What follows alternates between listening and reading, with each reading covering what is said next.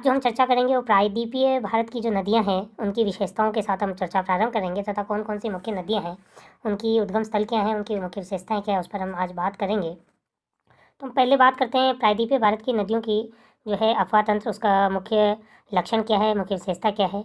तो सबसे पहला जो लक्षण आता है वह प्रायद्वीपीय भारत का पश्चिमी भाग घाट अरब सागर बंगाल की खाड़ी में गिरने वाली नदियों के मध्य एक जल विभाजक का काम करता है, वो है पश्चिमी घाट, जो कि प्रायद्वीपीय भाग।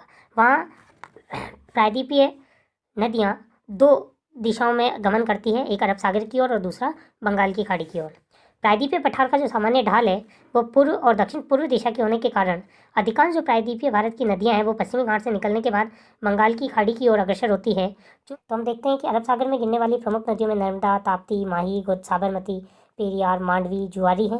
जबकि बंगाल की खाड़ी में गिरने वाली नदियों में स्वर्णरेखा, वैतरणी, ब्राह्मणी, गोदावरी, कृष्णा, महानदी, कावेरी, ये जो नदियाँ हैं ये नदियाँ बंगाल की खाड़ी में गिरती है। तो अरब सागर और बंगाल की खाड़ी में गिरने वाली प्रमुख नदियों के नाम पर हमने चर्चा की। अब हम सबसे पहले प्रारंभ करते हैं प्रमुख नदी नर्मदा। नर्मदा नदी की जो कुल लंबाई है वह लंबाई 1312 किलोमीटर है। यह मध्य प्रदेश में अमरकंटक की पहाड़ियों से निकलती है। उत्तर में विंध्यन पर्वत और दक्षिण में सतपुड़ा पर्वत के मध्य एक भ्रंश घाटी से होकर यह बहती है तथा अरब सागर की खंबात की खाड़ी में ये गिर जाती है। इस परियोजना पर एक महत्वपूर्ण सरदार सरोवर नदी घाटी परियोजना बनाई गई है। जबलपुर के पास भेड़ाघाट की संगमरमर सैलों को जब ये काट करती है तो वहाँ एक जलप्रपात बनता है, जिस प्रसिद्ध जलप्रपात का नाम है धुआंधार जलप्रपात, जो कि नर्मदा नदी पर जबलपुर के पास स्थित है। और संग नर्मदा के दाएं तट पर मिलने वाली एक प्रमुख सहायक नदी है, जबकि तवा, बंजर, सेर आदि इसकी अन्य प्रमुख सहायक नदियाँ हैं। दूसरी मुख्य नदी जो है वह है तापी, जिसको हम ताप्ती नदी भी कहते हैं। इसकी जो लंबाई है वो 724 किलोमीटर है। इसकी उत्पत्ति मध्य प्रदेश के बैतूल जिले में सतपुड़ा की पहाड़ियों में मुल्ताई नामक स्थान से होती है। यह नदी भी भ्रंश घाटी में बहती हुई खंबात की खाड़ी में गिरती है। इसकी जो मुख्य द्रोणी है वो मध्य प्रदेश, गुजरात और महाराष्ट्र राज्य में है। गिरना प्रमुख नदी है जो इसके बाएं तट पर मिलती है और अर्णावृत्ति इसके दाएं तट पर मिलने वाली प्रमुख नदी है। तीसरी जो नदी है वह है गोदावरी नदी। ये गोदावरी नदी जिसकी लंबाई 1465 किलोमीटर है, यह प्रायद्वीपीय भारत की सबसे बड़ी नदी है। इसका अफवाह तंत्र सबसे बड़ा है। महाराष्ट्र के नासिक जिले के त्र्यंबक नामक स्थान से निकलती है। त्र्यंबक एक ज्योतिर्लिंग के रूप में भी प्रसिद्ध स्थान है। पूर्णा, वर्धा, मंजरा, पेनगंगा, वेनगंगा, प्राणहिता, इंद्रावती, सबरी, गोदावरी इसकी प्रमुख सहायक नदियां हैं। आकार और विस्तार के आधार पर बात करें तो इसे दक्षिण भारत की गंगा के नाम से जाना जाता है। दक्षिणी भारत की गंगा, यहाँ आपको ध्यान रखना है कि दक्षिणी गंगा और दक्षिण भारत की गंगा दोनों अलग अलग है। तो जब आपसे पूछा जाए प्रतियोगी परीक्षाओं में कि दक्षिण भारत की गंगा किसे कहते हैं तो उसका आंसर आएगा गोदावरी। इसकी जो द्रोणी है वह महाराष्ट्र में, नदी द्रोणी का लगभग 50% हिस्सा महाराष्ट्र में आता है, थोड़ा मध्य प्रदेश, छत्तीसगढ़, उड़ीसा, तेलंगाना, आंध्र प्रदेश और कर्नाटक में आता है।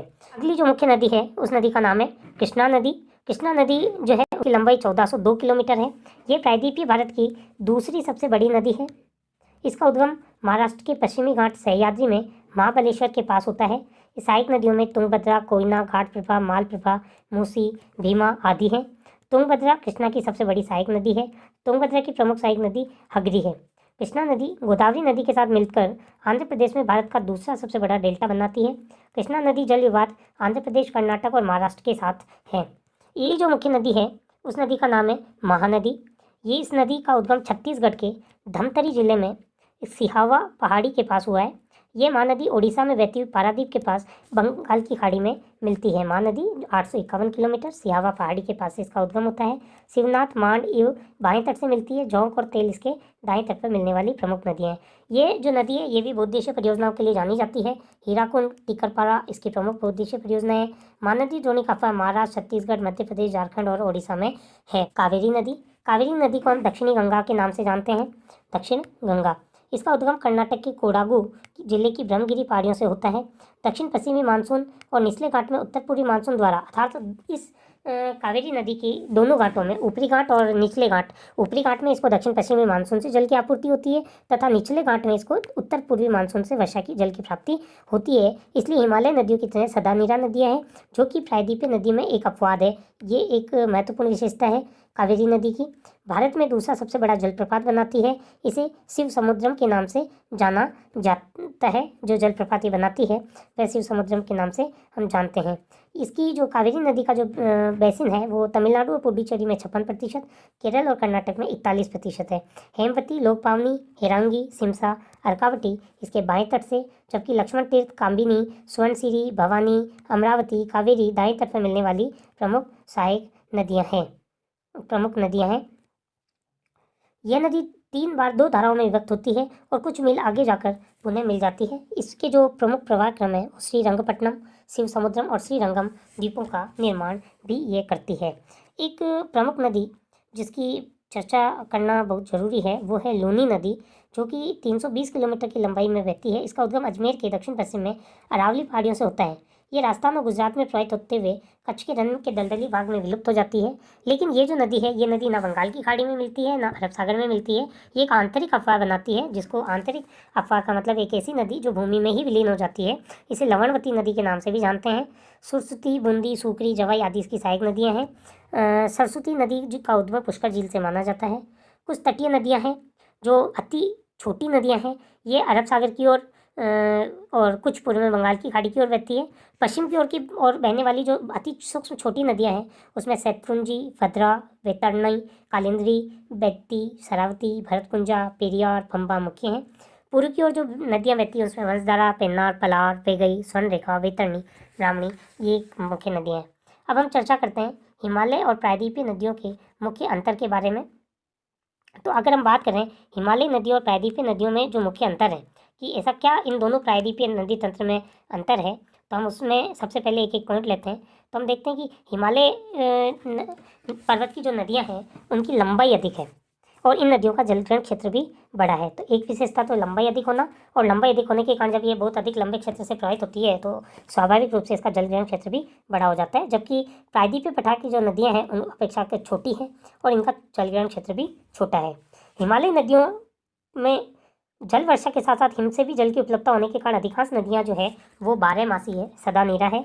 जबकि प्रायद्वीपीय पठार की अधिकांश नदियाँ मौसमी है, क्योंकि इनका नदी जल का जो स्रोत है वो मात्र है, वो है वर्षा। इसलिए ग्रीष्मकाल में नदियाँ सूख जाती है। हिमालय की नदियों की मुख्य विशेषता है कि ये गहरी घाटी या गार्ज का निर्माण करती है, जबकि प्रायद्वीपीय नदियाँ की घाटी जो है वो कम गहरी और उथली होती है। हिमालय नदियाँ विषम बनाती है तथा मार्ग भी बदलती रहती है, जबकि प्रायद्वीपीय पठार की नदियाँ में अपेक्षाकृत सीधा मार्ग अपनाती है और मार्ग नहीं बदलती है। हिमालयी नदियाँ अभी अपने विकास की युवावस्था में हैं, जबकि प्रायद्वीपीय नदियाँ प्रौढ़ावस्था में पहुँच चुकी है। हिमालय की नदियाँ पूर्ववर्ती है, अर्थात जिस भूमि का उत्थान हुआ उससे पूर्व भी वह नदियाँ उसी मार्ग का अनुसरण कर रही थी, इसलिए भूमि के उत्थान का इन नदियों के प्रवाह मार्ग पर कोई प्रभाव नहीं पड़ता है। इसे कहते हैं पूर्ववर्ती नदी। इसलिए हिमालय की जो अधिकांश नदियाँ पूर्ववर्ती है, जबकि प्रायद्वीपीय जो नदियाँ वो अनुवर्ती और ढाल का अनुसरण करने वाली हैं। हिमालय की नदियाँ बड़े बड़े डेल्टा बनाती है।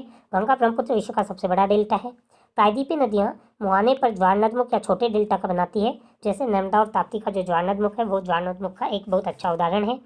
हिमालय की नदियाँ नौवैन और सिंचाई के लिए अनुकूल है, जबकि प्रायद्वीपीय पठार की जो नदियाँ हैं वो सिंचाई और नौवैन के लिए अनुकूल नहीं है। अगले वीडियो में हम बात करेंगे सभी नदियों की एक प्रमुख विशेषता या उनके तथ्यों के बारे में। धन्यवाद।